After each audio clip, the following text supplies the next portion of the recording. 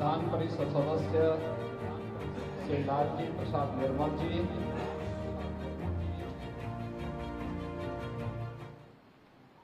इस मठ से जुड़े हुए यहाँ के पुजारी श्री नंद महाराज जी, संत रविदास सेवा समिति के अध्यक्ष श्री राम खिलावन जी, भारतीय जनता पार्टी के वरिष्ठ नेता श्री नीरज सिंह जी, महानगर अध्यक्ष आनंद द्विवेदी जी, जिला अध्यक्ष विनय प्रताप सिंह जी, पूर्व महापौर श्रीमती संयुक्ता भाटिया जी, उत्तर प्रदेश अल्पसंख्यक आयोग के वरिष्ठ सदस्य सरदार परविंदर सिंह जी, संत रविदास सेवा समिति के सभी पदाधिकारीगण और उपस्थित सभी बहन और भाइयों, आज सदगुरु संत रविदास जी महाराज की 648वीं पावन जन्मदिन है। मैं इस अवसर पर पूरे प्रदेश वासियों को, आप सभी सज्जनों को हृदय से बधाई देता हूं। अपनी मंगलमय शुभकामनाएं आप सबके प्रति व्यक्त करते हुए संत शिरोमणि रविदास जी महाराज की श्री चरणों में कोटि कोटि नमन भी करता हूं। बहन और भाइयों, अपनी कर्म की साधना से सदगुरु रविदास जी महाराज ने सिद्धि की पराकाष्ठा को छुआ था। उन्होंने कर्म को महत्व दिया और उसके लिए उन्होंने कहा, सर्व कई ईश्वर जानी के, यानी सर्व को ही ईश्वर जान करके, जो पूजे दिन रेन, यानी जो दिन और रात उसको भजन करता है उसी को सिद्धि प्राप्त होती है, वही सफलता प्राप्त कर सकता है। और इसीलिए जब उनके मित्र एक संत ने उनसे कहा काशी में कि चलो गंगा स्नान करके आते हैं, दोनों मित्र थे, नियमित रूप से गंगा स्नान करने जाते थे, लेकिन उन्होंने आकर कहा, उन्होंने कहा कि देखो, एक आना ये मेरी तरफ से मां गंगा को भेंट कर देना, मेरे पास आज जोता सीने का काम ज्यादा है, मैं इस काम को निपटाने के बाद ही जा पाऊंगा।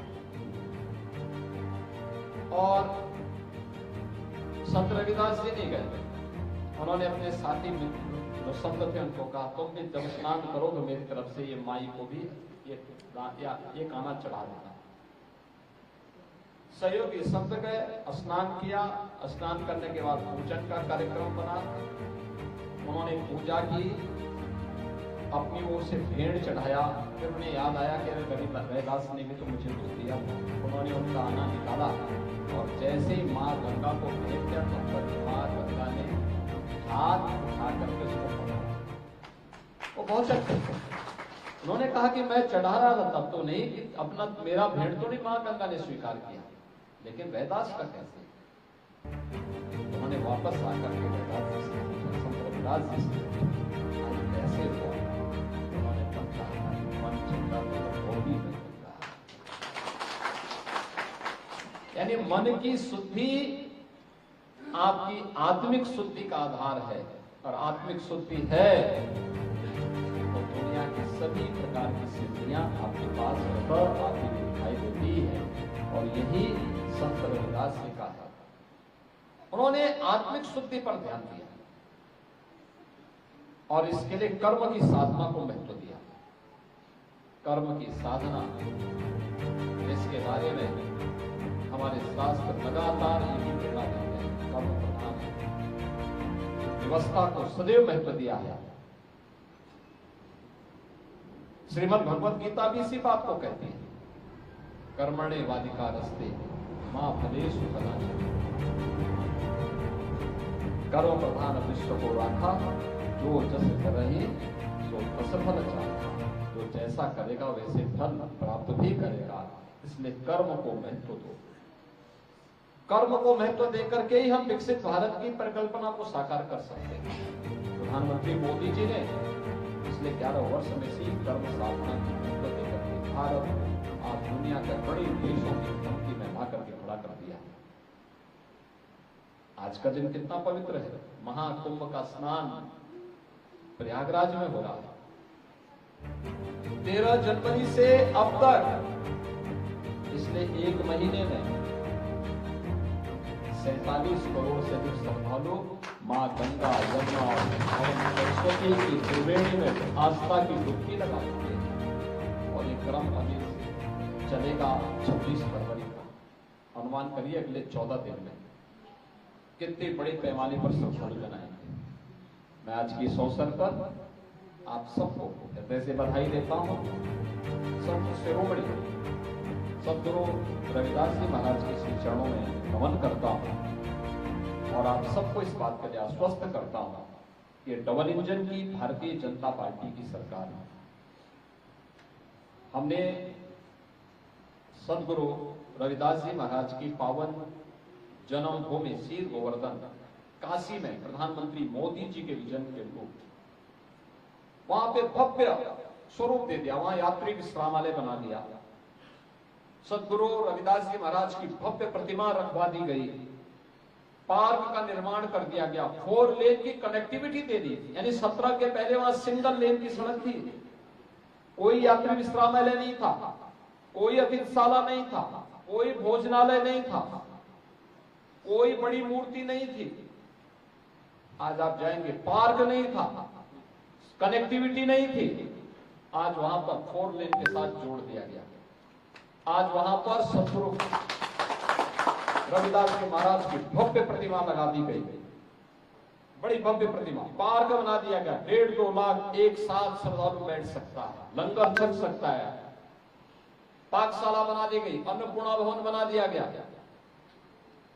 जिससे इस महापुरुष, इस पूज्य संत की ये जन्मभूमि काशीवासी पाकर के धन्य धन्य है और उसके साथ जुड़ करके देश और दुनिया को हम आकर्षित कर सकें। ऐसे ही महर्षि वाल्मीकि की पावन जन्मभूमि और उनसे जुड़े हुए लालापुर को भी हम लोगों ने किया। वहां पे रोपवे भी हम लोग लेकर जा रहे हैं। ऐसे ही संत तुलसीदास जी का राजापुर, उसके पुनरुद्धार का कार्य, वहां पे सुंदरीकरण का काम चल रहा है।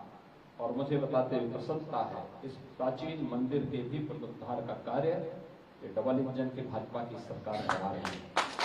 1 करोड़ 6 लाख रुपए दे जा चुके हैं, लेकिन मैं यहाँ की समिति को आश्वस्त करता हूँ, पैसा कम नहीं पड़ेगा, जो भी और आवश्यकता पड़ेगी उतना पैसा और देंगे।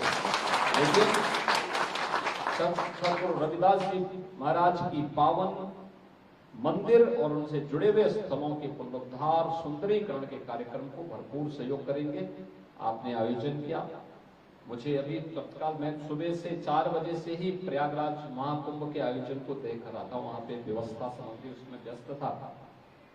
अभी आया हूं, यहाँ से सीधे मैं बागपत जा रहा हूँ। तो मैं इस अवसर पर आपको बधाई देता हूँ, अपनी शुभकामनाएं देता हूँ।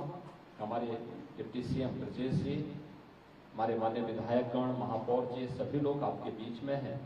स्वाभाविक रूप से इस पूरे आयोजन को भव्यता के साथ मना करके, सद्भावना के साथ, सौहार्दपूर्ण माहौल के साथ, भक्ति भाव के साथ इसे आगे बढ़ाने की आवश्यकता है। आप सबके प्रति मेरी मंगलमय शुभकामनाएं। धन्यवाद। जय हिंद।